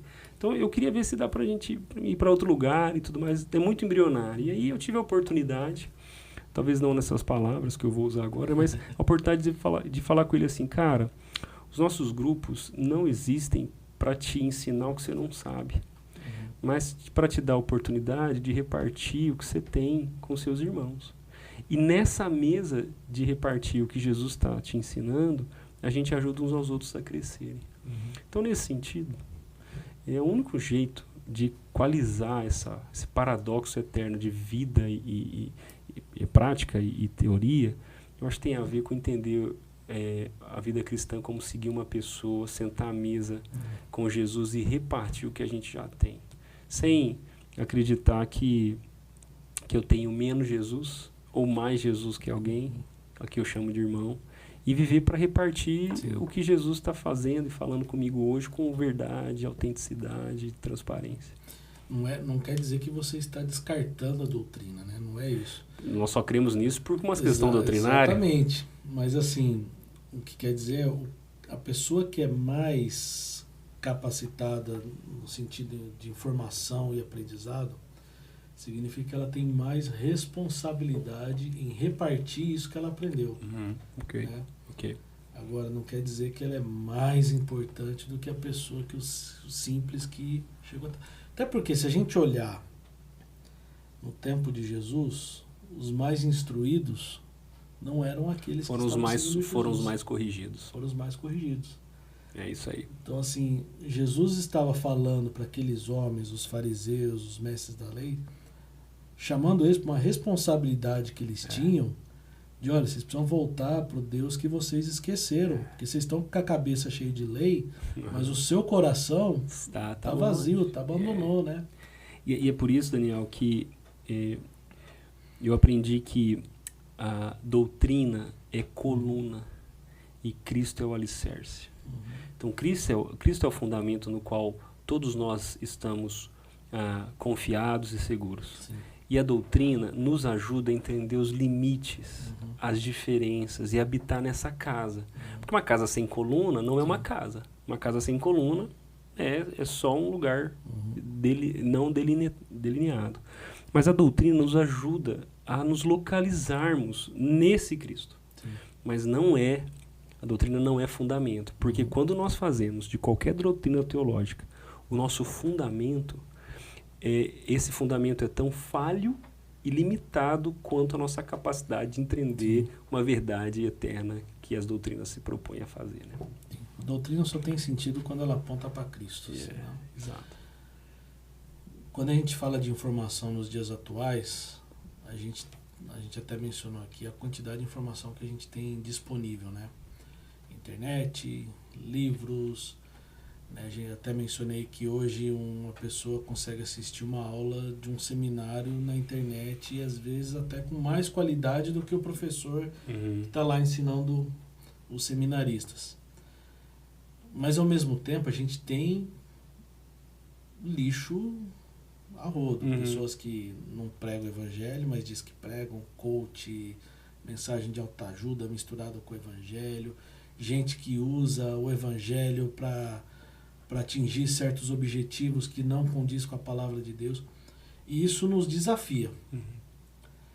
Qual que é o maior desafio de formar pessoas espiritualmente num mundo que está extremamente acelerado, que você consome informação em segundos, você abre o Instagram lá, você vê em 1 minuto, você vê os 5, 10 reels diferentes, com informações diferentes e extremamente digital, e a gente não tem indícios de que o mundo vai desacelerar, pelo contrário. Sim. Vai cada vez ficar mais acelerado. Qual que tem sido o maior desafio para você nesse sentido? Eu acho que o maior desafio é acreditar que a gente precisa expressar uma opinião sobre tudo. Eu acho que o desafio é ceder à pressão das pessoas. Então, tem uma notícia hoje, aí a gente já começa a receber mensagens no Instagram dizendo o que a Red pensa sobre isso e tal. Eu nem sei desse assunto, nem conheço o cara, eu já preciso dizer para as pessoas como interpretar aquele fato. Acho que o desafio é essa tentação de querer se mostrar informado e dar uma posição sobre qualquer assunto. Eu acho que o desafio é ter paciência com as pessoas, porque quando a gente descobre que elas dão mais atenção a outros influencers por aí do que até o que o seu pastor na sua comunidade está dizendo, lembra que o controle é uma ilusão? Eu acho que isso talvez ajude a gente a entender que o nosso trabalho como pastor local é cuidar da nossa comunidade como ela é, como as pessoas chegam e por isso, talvez, dar menos atenção ao que está acontecendo lá fora e as tendências e as ondas e acreditar na igreja local. E o que eu acho muito legal é que todo desafio nesse sentido, todo esse desafio é também uma grande oportunidade. Porque a gente já tem percebido que nessa esteira interminável de informações, tendências e influências e ideias, em algum momento as pessoas vão se cansar e elas vão pedir para a gente um conselho. Elas vão pedir para a gente um abraço, uma conversa. Por isso, eu acredito muito que esse mundo louco e imparável que a gente está vivendo não só vai esgotar as pessoas, como também oferece para a igreja uma oportunidade para exercer a sua missão, de ser um refúgio no meio de um mundo caótico. Então eu estou acreditando cada vez mais, Daniel, na igreja local, porque por mais que aquele membro da minha igreja possa ter acesso aos melhores teólogos, às melhores expressões de todas as vertentes, eu realmente acredito que em algum momento ele vai precisar de alguém que o conheça, que conheça a sua família, que conheça a sua história, para ajudá-lo a entender o que há de bom e o que há de ruim em todas aquelas informações que ele trouxe do Instagram dele. Então, o papel de um pastor, o papel de uma igreja, o papel de um amigo, o papel de uma rotina previsível de comunidade vai se tornar cada vez mais imprescindível para que as pessoas sigam a Jesus e encontrem descanso. Eu sinto que as pessoas estão cada vez mais esgotadas emocionalmente, né? Principalmente com a quantidade de informação e essa necessidade de opinar sobre tudo. E às vezes a pessoa escuta uma coisa na internet e vai lá para você e pergunta o que a Red pensa sobre isso. Alguns podem até falar assim, parece que eu estou tendo a necessidade de opinar sobre tudo, né? E eu preciso me posicionar. A gente não precisa opinar sobre tudo. Eu brinco, às vezes até no trabalho a gente fala, nossa, tal cara falou assim, eu falei, cara, tem assuntos que eu não domino. Eu falei assim, eu não sei por que o presidente de país X tá querendo tal coisa, ou porque um influencer falou tal coisa. Desculpa, eu não domino, não tem necessidade de opinar. Agora, você quer falar o que a Bíblia diz sobre algum aspecto da vida? Vamos conversar. Né? Então, acho que a nossa principal necessidade é o que a Bíblia diz sobre ser um cristão autêntico no mercado de trabalho. Né? Muda um pouco a visão. E outro ponto, com a necessidade de informação que nós temos, a gente absorve muita instrução de influência, de pregador na internet e tal, mas no fundo, quem vai no enterro do seu parente é aquele pastor da igreja local que está pregando todo santo domingo no púlpito da sua igreja. Sim. Né? Exatamente. Eu acho que as pessoas vão precisar, ou pelo menos vão se tornar cada vez mais sensíveis à necessidade de ter sabedoria. Sim. E informação e sabedoria são palavras relacionadas, mas não são a mesma coisa. Então, a sabedoria nasce das relações, que Cristo está no centro delas. Então, eu fico animado. Eu acho que as pessoas vão vir cada vez mais para esses lugares para encontrar sabedoria. Sim. A gente precisa estar preparado para recebê-las. Olha, Washington, eu vejo uma oportunidade grande da igreja no sentido de que a tecnologia e as redes sociais estão se tornando um ambiente tão frio e tão desumano que a igreja vai ter a opção, vai ter a facilidade de alcançar as pessoas e falar assim, vem aqui que você vai encontrar um lugar de pertencimento. Eu estou sentindo que cada vez mais o mundo está caminhando para um ambiente cada vez mais individualista e solitário, onde a pessoa está esgotada. E a igreja tem a oportunidade de, peraí, não, aqui você não caminha sozinho. Né? Sem dúvida. E eu acho que a gente já percebe muito nitidamente, principalmente nas novas gerações, os efeitos desse mundo digital que atrofiaram as virtudes relacionais, vamos chamar assim, né? A capacidade de ouvir, de lidar com pressões, de fazer novas amizades, de conversar, né? E olha que legal, né? A igreja está fazendo pessoas se encontrarem ao redor de uma mesa há mais de 2000 anos, né? Então isso é muito legal. Eu acho que a gente pode oferecer para a sociedade coisas que vão se perder ao longo do tempo. Sim. Agora, olha, diante de uma geração saturada de conteúdo e carente de sentido da vida, de propósito, o que nós aprendemos com a forma como Jesus ensinava sobre comunicar o Evangelho de modo acessível, profundo e transformador, sem reduzir isso a uma mera informação ou um discurso para um segmento? Legal. Tem muita coisa sobre o jeito de Jesus falar com as pessoas, fazer discípulos, até mesmo discutir temas delicados, né? Eu diria assim, o que a gente pode aprender com Jesus diante disso? Eu acho que, primeiro, Jesus conhecia as pessoas, né? Então, eu acho que pensando em termos vetoriais, a gente pode pensar na direção para cima e para o lado, né? Então, eu tenho aprendido, ou pelo menos sido instigado por Deus, Daniel, aprender a não só falar como Jesus, mas a ouvir como Jesus. Eu acho que o crente, talvez isso é também um paradigma de formação espiritual. Quando uma igreja só sabe fazer culto, de alguma maneira a gente está alimentando o imaginário das pessoas que o que Deus espera de nós é que a gente saiba o que dizer a ponto de ajudar as pessoas a viver de outro jeito. Que é isso que acontece todo domingo, né? A gente vai, senta, escuta alguém falar coisas legais e sai de lá grato por aquilo. Como se formação espiritual, ou o que Deus quer que a gente faça, seja esse tipo de pessoa, que a gente se levante, fale e as pessoas sentem, escutem e saiam felizes. Não é esse é o método de Jesus, não é isso que Jesus está dizendo. Jesus caminhava com as pessoas. Jesus ensinou, não só por meio dos sermões, como Mateus 5, do Sermão da Montanha, mas quantos diálogos de Jesus foi ao redor da mesa? Quantos diálogos de Jesus foi no caminho, andando de um lado para o outro? Como que ele ensinou aquilo para aquela mulher samaritana e por meio dela para toda uma cidade? Se ele tivesse convocado um culto, será que ele faria o mesmo? Não, ele anda, tem sede, para no poço, encontra uma mulher, escuta a história daquela mulher e a partir das angústias que ela traz, ele a orienta na direção divina. Então, eu ouço porque horizontalmente estou sensível e eu aponto para Deus porque verticalmente é lá que a gente encontra a resposta. Eu acho que Jesus nos ensina a fazer isso. Para falar, eu preciso ouvir.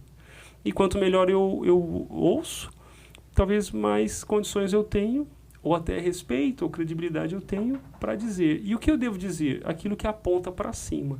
É isso que eu aprendo com Jesus, assim. E nessa paciência e aventura que é a vida relacional, a gente vai ajudando as pessoas a seguir a Jesus. Isso é o que eu acredito. Você falou sobre ouvir. Qual que é a maior dificuldade que nós temos hoje de aprender a ouvir? Porque às vezes a gente fecha os nossos ouvidos e começa a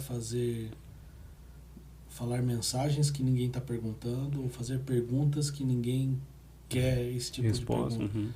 Então, assim, quando Jesus caminhava e ouvia as pessoas, ele estava vendo a dor daquela pessoa e respondendo os anseios e a dor desta pessoa. Qual que é a maior dificuldade que nós temos hoje de ouvir para entender qual que é a dor hoje das pessoas? Eu acho que é amar o próximo como a si mesmo. Nós não conseguimos ouvir porque nós não nos importamos.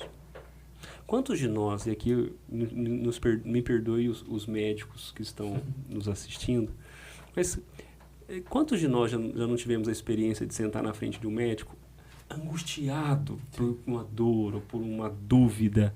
E aí quando você chega lá, o cara nem te ouve. Ele faz as perguntas que precisa, porque na frente dele parece que não está um ser humano angustiado. Está um caso. Sim. Está uma lista de sintomas e o final disso vai ser um diagnóstico pré-definido. E eu sei que não é isso que os médicos aprendem.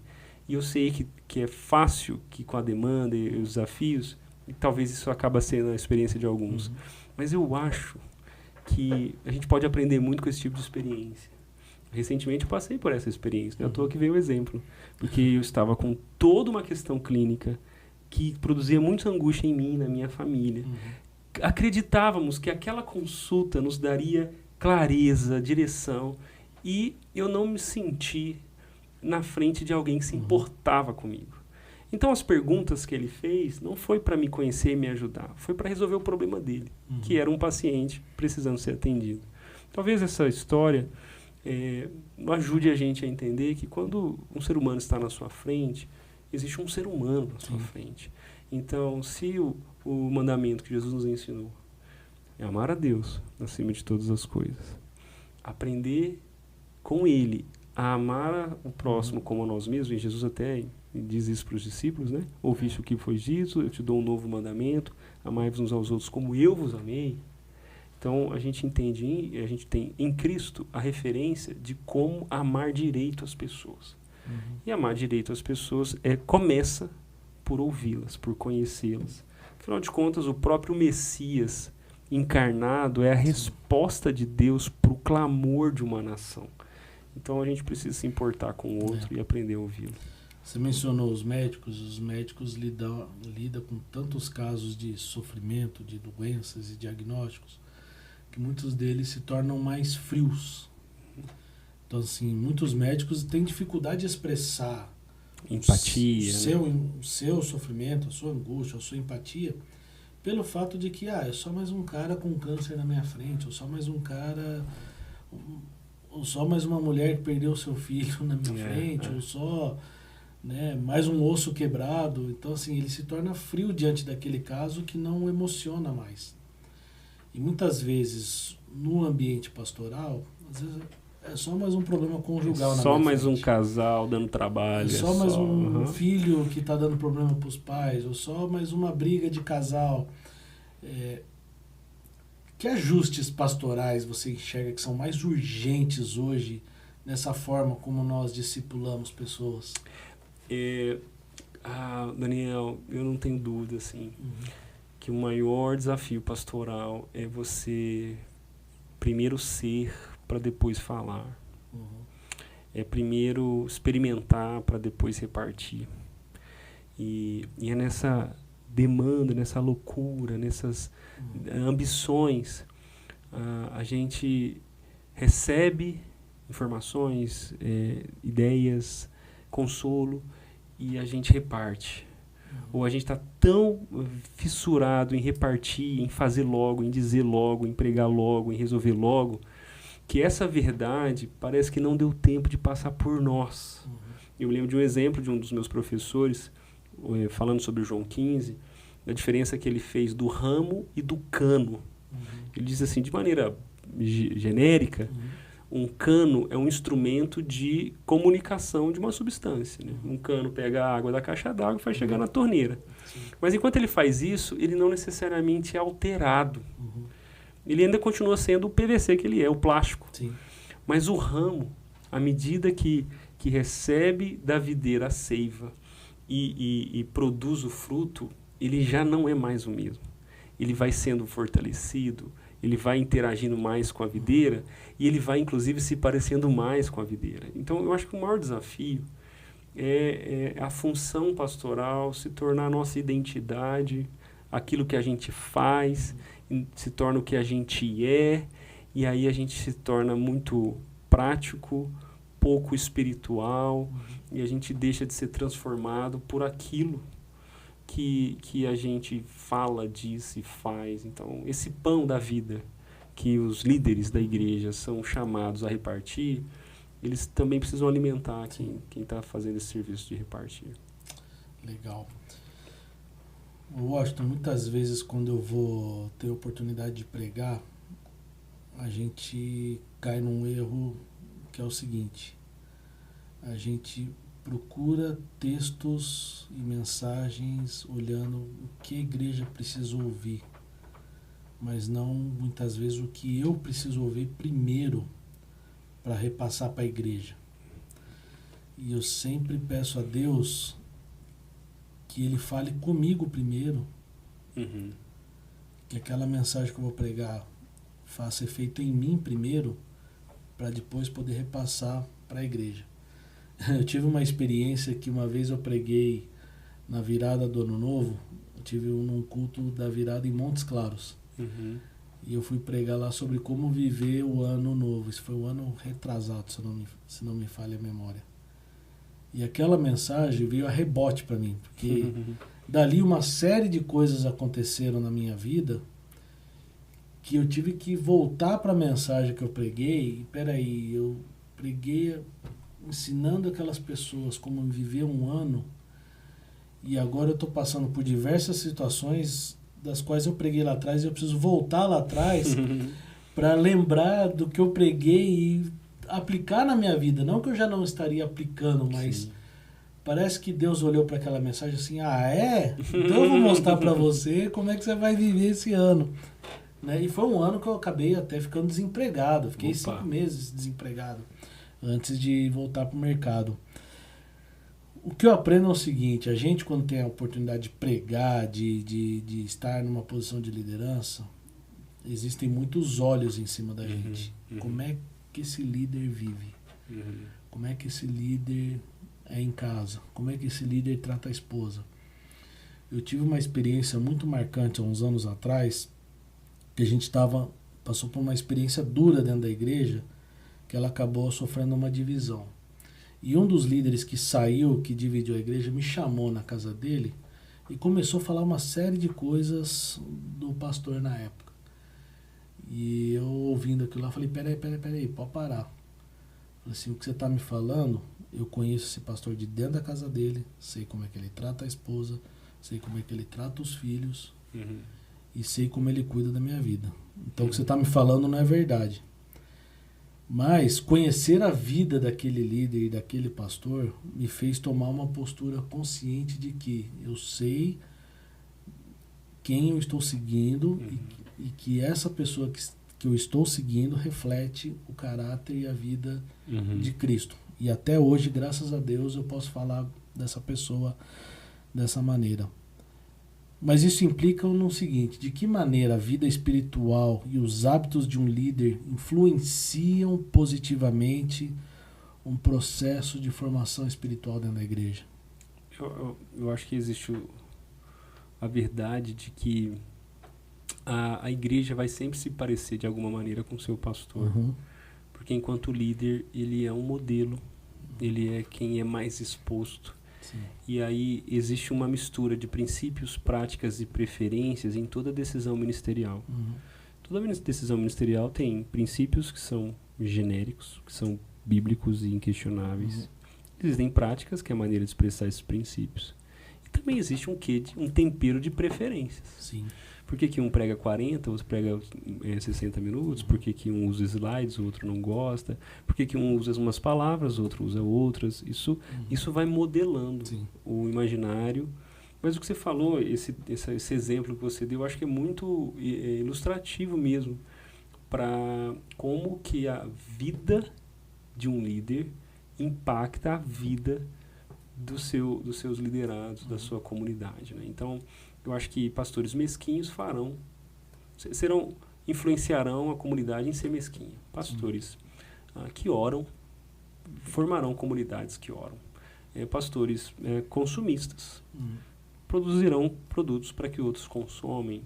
E graças a Deus que essa percepção ela não é fatal, ela não é fatalista, porque o pastor da igreja é Jesus. Então, eu conversava hoje com um amigo, músico inclusive, e a gente chegou a essa conclusão, né, que Deus é o único maestro capaz de reger uma grande orquestra com instrumentos desafinados.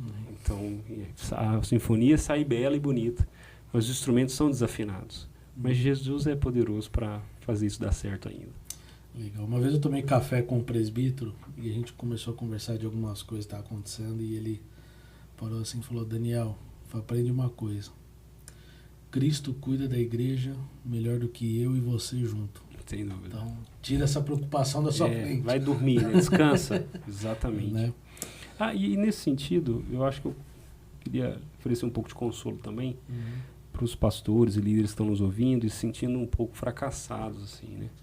Porque quando a gente olha dessa ótica, a gente pensa assim, nossa, então significa que a minha vida está impactando diretamente a da minha comunidade? Sim. Mas Deus está nesse negócio. Então isso significa que vai ser bom para toda a comunidade, tanto ver as maiores vitórias do seu líder, quanto também assistir como Deus fortalece ele nas suas maiores derrotas. Eu me lembro de um casal que eu aconselhava, estava profundamente decepcionados com eles mesmos, porque o casamento estava falido, na repercussão que isso faria nos seus filhos. Poxa, é o sentimento deles.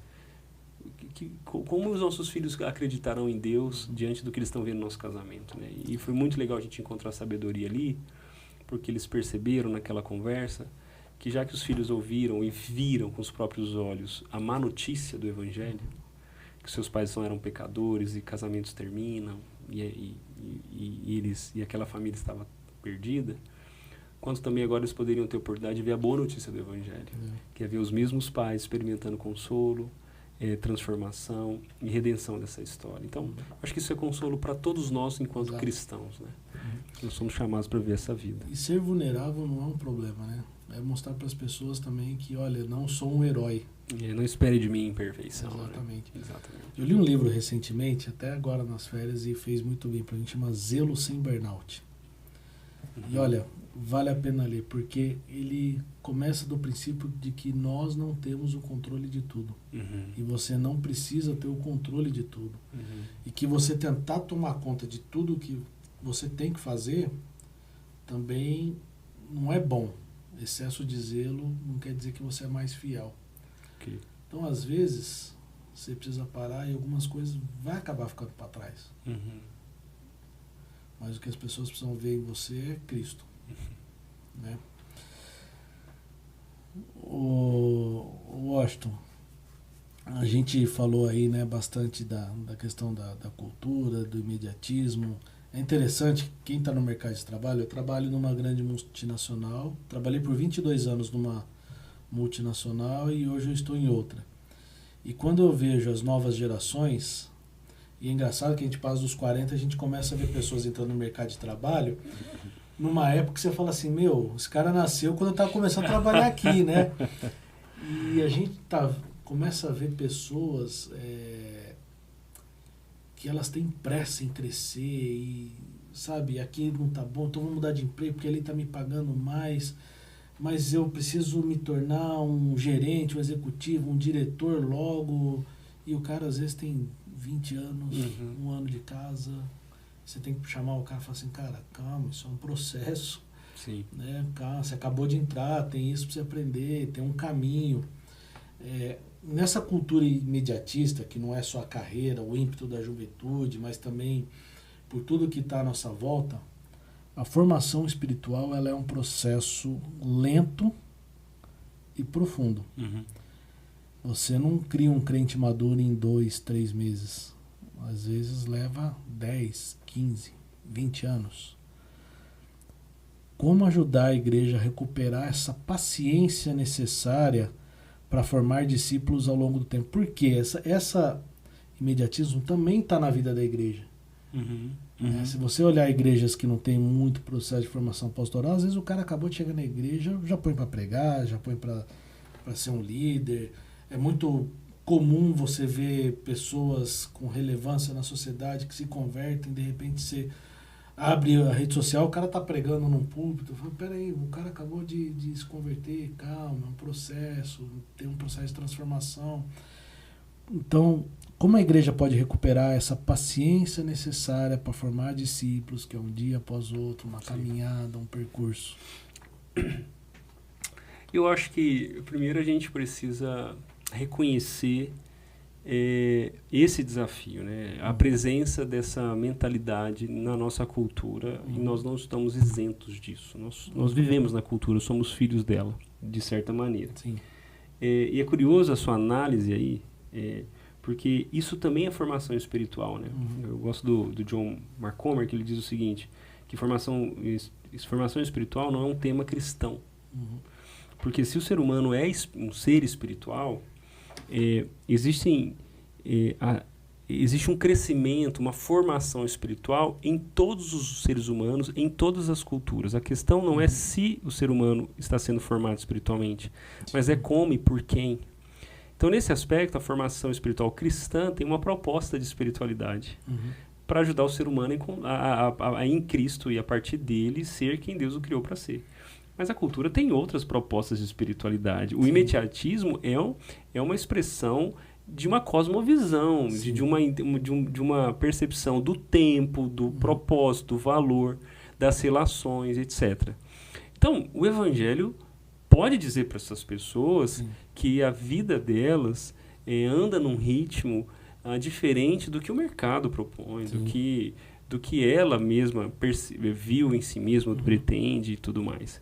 Então, eu acho que primeiro essa percepção, né, de como o Evangelho interpreta os ventos da nossa cultura. Isso ajuda a gente. 2, eu acho que a gente precisa ser paciente com as pessoas. Né?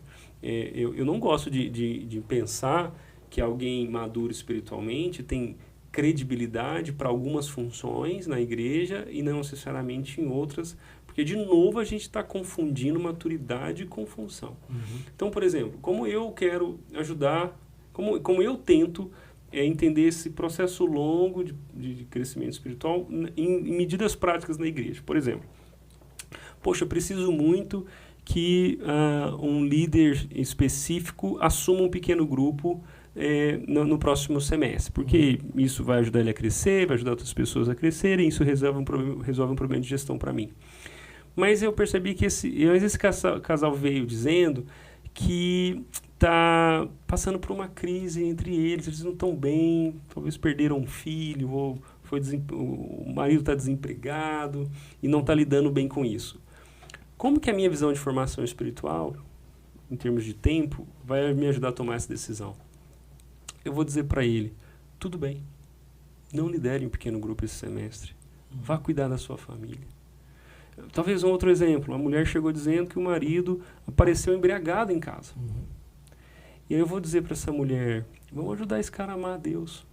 E não achar que ele não é crente, porque de novo ele se embriagou e passou um vexame na esposa e na família, mas entender que um cara que vivia a vida toda embriagado, se converteu, e não é porque isso aconteceu, que em 6 meses ele estará livre de todos os seus vícios.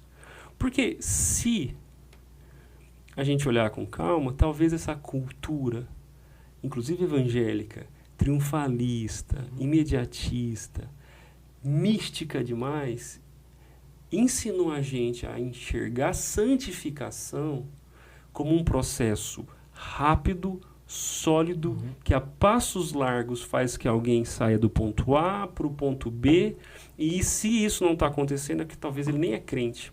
Peraí, quanto tempo Jesus vai demorar na minha vida para fazer eu alguém manso e humilde? A formação de virtude é uma longa jornada. Então, eu acho que como pastor, a gente precisa ir com um pouquinho mais de calma, mais paciência. Sabe por quê? Porque quando um crente não funciona do jeito que a gente espera, isso atrapalha o ministério. Sim. Né? O cara do louvor caiu com a namorada. Pô, tem que tirar o cara. Isso agora vai dar um problema, porque o louvor vai ficar ruim. O cara era bom pra caramba na música. E aí? Ah, não, porque a gente precisa ajudar esse cara a crescer espiritualmente. É verdade, tira ele do louvor. Agora tem um problema na música. E aí a gente troca e trata as pessoas como objeto, porque, afinal de contas, elas, se for assim, são engrenagens da nossa estrutura ministerial. Não, pessoas não são objetos, pessoas precisam de tempo, pecadores pecam. E quando eles pecarem, eles precisam ser lembrados pela comunidade que existe graça da parte de Deus para que eles se arrependam e creiam que Jesus continuará fazendo a sua obra e cumprirá a sua promessa de terminar o que ele começou. Então, nesse aspecto, eu acho que a gente precisa ser paciente. Sim. Nesse sentido, eu acho que a gente precisa entender a paciência que Deus tem conosco. E talvez isso ajude a gente a ser paciente com os outros. Né? Jesus com Pedro é um exemplo? Sem dúvida. Quando você se converter, o cara já estava um tempão com Jesus e não tinha virado a chave? Sem dúvida. A história de Pedro é muito legal, né, Daniel? Poxa, tem... o Pedro que triunfantemente diz: tu és o Cristo, Filho de Deus vivo. Depois toma uma puxada de orelha dizendo: afasta-te de mim, Satanás. E aí depois diz: eu não vou te abandonar nunca. Quase mata o Malco. E daqui a pouco toma uma bronca de Paulo. Toma uma bronca de Paulo mais à frente na história da igreja. A gente olha para a biografia desse cara, a gente precisa se enxergar nisso, né? Eu gosto quando Jesus chega para Pedro, depois de tudo, ainda fala para ele assim: Pedro, você me ama? E pergunta 1, 2, 3. Então, volta para a missão que eu tô te dando, né? Cuida desse povo, né? Cuida desses caras, exatamente.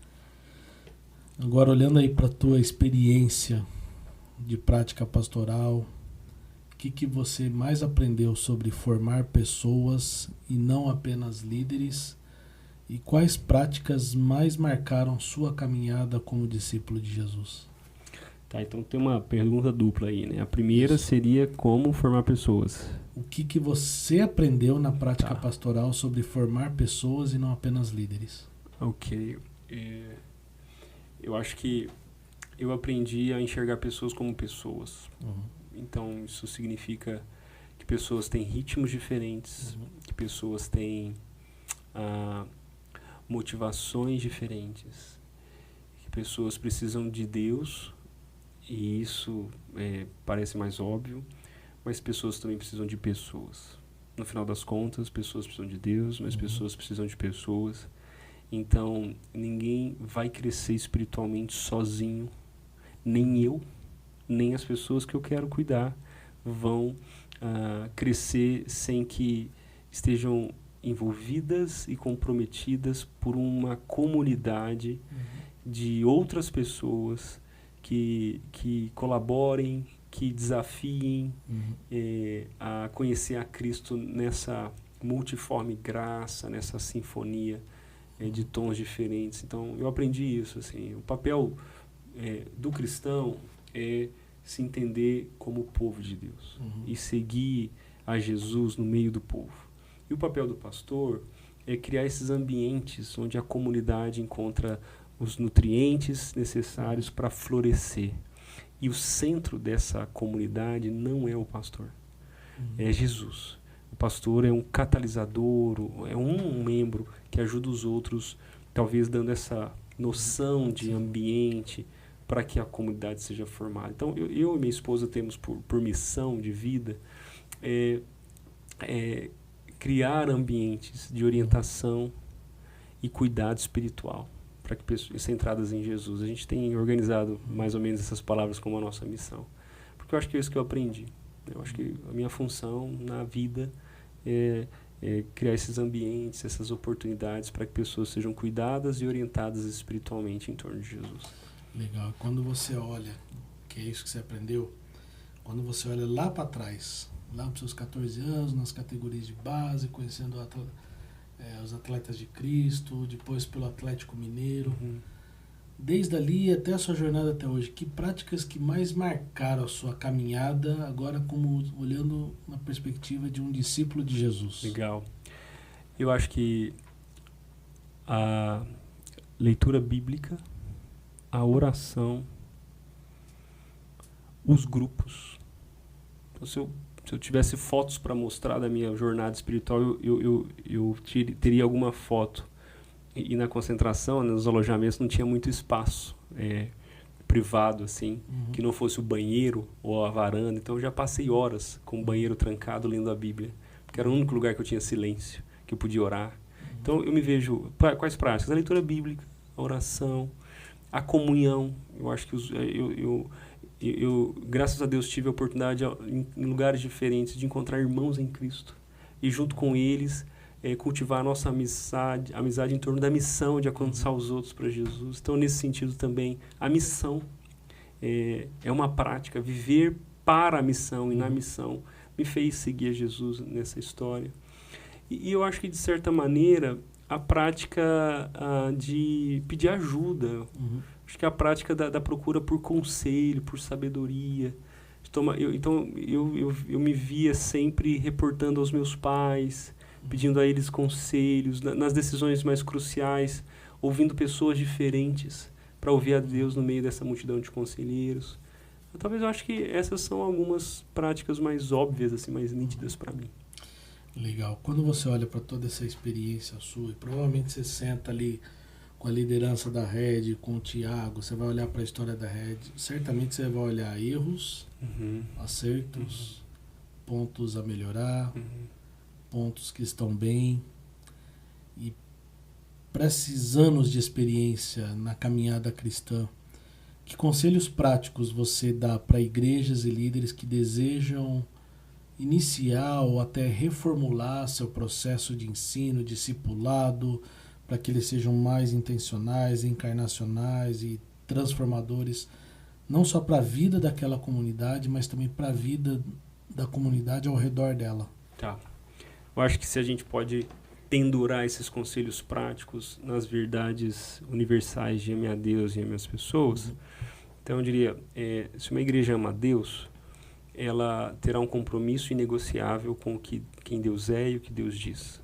Então isso significa que se tem uma coisa que a igreja precisa fazer certa, é pregar o evangelho com coragem, com clareza, de maneira com que as pessoas ouçam a Deus e conheçam a Deus. Então isso se desdobra em viver missionalmente, né? A Rede, ela tem por missão levar as pessoas a um relacionamento crescente com Jesus. Nós temos na nossa cultura o compromisso de alcançar os de fora, numa linguagem, num modelo que qualquer pessoa que não gosta de igreja possa ser amada e ouvir a mensagem sem que nada que não seja o evangelho a confronte, né? A gente brinca isso, né? Que pessoas vêm para ouvir o evangelho e só o evangelho vai confrontar elas na nossa igreja, não a maneira com que a gente cumprimenta no estacionamento, não a roupa que a gente veste, não a música que a gente canta, nem o jeito que a gente é. Sim. Então amar a Deus tem a ver com isso, né? Pregar o evangelho com coragem, mas com clareza. Amar as pessoas nesse sentido, aí eu diria que nasce toda essa conversa de filosofia ministerial, porque eu preciso perguntar como que as pessoas funcionam. Então, quais ideias práticas? Primeiro, eu acho que volte ao básico, né? Então, assim, não siga um modelo porque alguma igreja fez e deu certo, né? Encontre sabedoria para tomar decisões para a sua comunidade, né?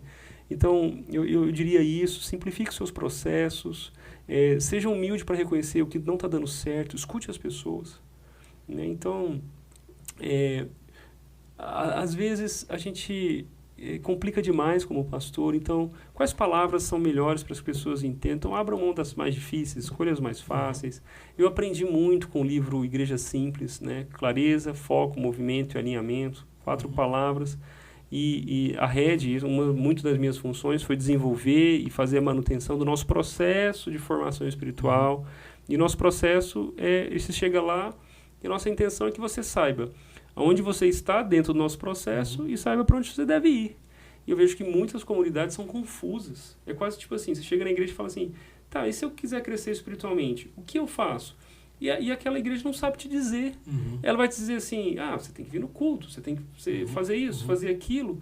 Mas é como entrar no, sei lá, no Hopi Hari, ou na Disney, em qualquer grande... de brinquedo, você não sabe por onde começar. Você não sabe por onde ir, você não sabe por onde começar, e aí você cansa. E você vai tomar um suco na lanchonete, porque é a única coisa que você sabe o que fazer. E muitas igrejas são assim. E nesse sentido, crescer espiritualmente não é óbvio, não é simples. Nosso chamado como pastor, nossa responsabilidade é clarear, é esclarecer, é definir e esclarecer. Então, gaste muito tempo planejando para as maneiras com que qualquer pessoa vai entender onde ela está e para onde ela deve ir, e isso de maneiras práticas dentro do seu ministério. Enfim, tem tantas outras, mas talvez eu acho que isso é suficiente por enquanto. Legal. E uma última pergunta antes da gente fazer um bate-pronto. Qual o seu maior desafio como um pastor na área do ensino e da formação dentro da igreja local? Eu acho que o maior desafio para mim hoje tem a ver comigo mesmo. Eu aprendi que médicos doentes contaminam seus pacientes. Então eu tenho visto que um pastor doente vai contaminar a sua igreja. Então, nesse sentido, eu acho que o meu maior desafio é viver o que eu prego. É amar a Deus para ajudar as pessoas a amá-lo também. Eu acho que eu tenho usado muito essa palavra, essa tem sido a minha oração, Daniel. Eu tenho pedido, Deus, me ajuda a ser de verdade, sabe? Me ajuda a receber, regozijar, experimentar e repartir. Eu acho que essa constância, essa disciplina, essa perseverança dentro da rotina é a minha oração. Eu só quero ter os olhos em Jesus e encontrá-lo não só enquanto o sirvo, mas enquanto eu sou, né? Então, eu acho que esse é o meu maior desafio, porque todos os outros, eles vão encontrar insumos, sabedoria, recursos, a partir da minha relação com Deus. Sim. E não a partir dos métodos, ideias ou conceitos ministeriais. Então, acho que esse é o nosso desafio, né? Nosso desafio é com certeza seguir a Jesus e ajudar outros a segui-lo. Amém. Pra gente encerrar, vamos para um bate-pronta? Pergunta rápida. Vamos tentar, vamos lá. Resposta rápida. Bate bola, jogo rápido. Isso. Vamos lá. Livro da Bíblia que você mais gosta? Difícil essa, mas eu vou com Filemon. 3 pregadores que você gosta de ouvir? João Urel, Rafael Estelita e Thiago Matos. São os caras lá da rede. Dá moral pra eles. O Thiago tá com moral, hein? Tá com moral. Tem outros também, Daniel, que eu curto lá da rede também, mas esses são os que eu trabalho com eles. Legal.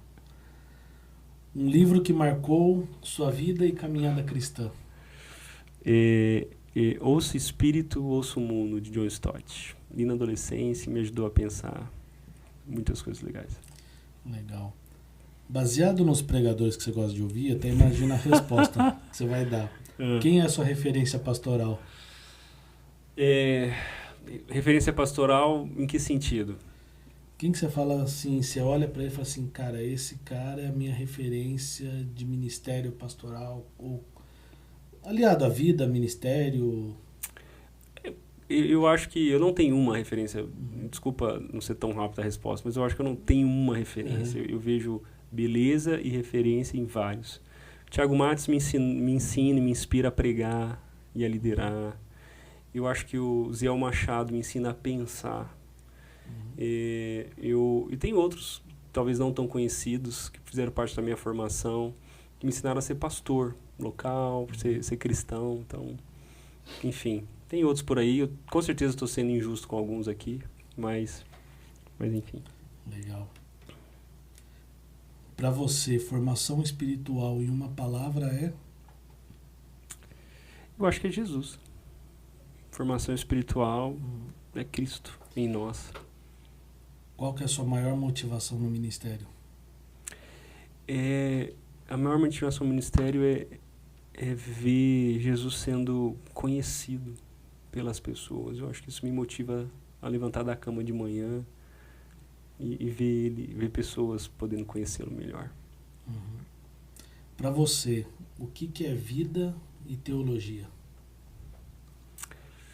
Eu penso em vida e teologia é um paradoxo. Porque a teologia pode abençoar a sua vida ou destruir ela. Uhum. Então, vida e teologia é essa tensão, esse paradoxo belo que a gente precisa aprender a fazer Cristo ser glorificado e a gente ser formado espiritualmente do jeito que Ele quer. Legal. Uma última pergunta. O que é Cristo para você? Jesus é o meu Deus, meu Salvador. Então, é alguém cujas palavras não conseguem descrever, né? Talvez as melhores para hoje seriam: Ele é o meu Deus e Ele é meu Salvador. Amém. Muito obrigado. Alegria, Daniel. Pela tua presença, por esse tempo. Que Deus abençoe a sua vida, sua casa, sua família, ministério. Amém. Que você seja um formador de pessoas, mas não que aponte para o Washington, mas que aponte para o seu Senhor e Salvador, que é Jesus Cristo. Que você seja usado profundamente por Ele nesse caminho de levar pessoas a Cristo. Amém. Obrigado pelo convite, pelo papo. Fico feliz de a gente poder ter esse tempo juntos aqui. Obrigado. Maravilha. Você vai concordar comigo, mas formação espiritual ela só termina o dia que o Senhor nos chamar para a glória, certo? Sem dúvida, sem dúvida. Se terminar antes, tem alguma coisa errada, né? Exatamente. Então, nessa constante transformação, quero agradecer você por ter ficado até aqui, por ter tido a oportunidade de ouvir todo esse conteúdo. Espero que tenha abençoado a sua vida como me abençoou, como vai me fazer sair daqui desta mesa refletindo sobre diversas coisas. Eu espero que tenha sido assim para você também.